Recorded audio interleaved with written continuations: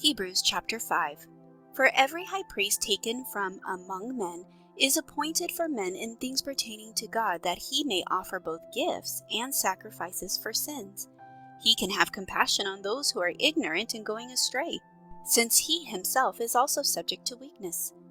Because of this, he is required, as for the people, so also for himself, to offer sacrifices for sins. And no man takes this honor to himself, but he who is called by God, just as Aaron was. So also Christ did not glorify himself to become high priest, but it was he who said to him, "You are my son, today I have begotten you." As he also says in another place, "You are a priest forever according to the order of Melchizedek, who in the days of his flesh, when he had offered up prayers and supplications with vehement cries and tears to him who was able to save him from death, and was heard because of his godly fear.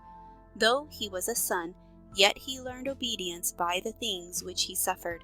And having been perfected, he became the author of eternal salvation to all who obey him, called by God as high priest according to the order of Melchizedek, of whom we have much to say, and hard to explain, since you have become dull of hearing. For though by this time you ought to be teachers, you need someone to teach you again the first principles of the oracles of God, and you have come to need milk and not solid food. For everyone who partakes only of milk is unskilled in the word of righteousness, for he is a babe.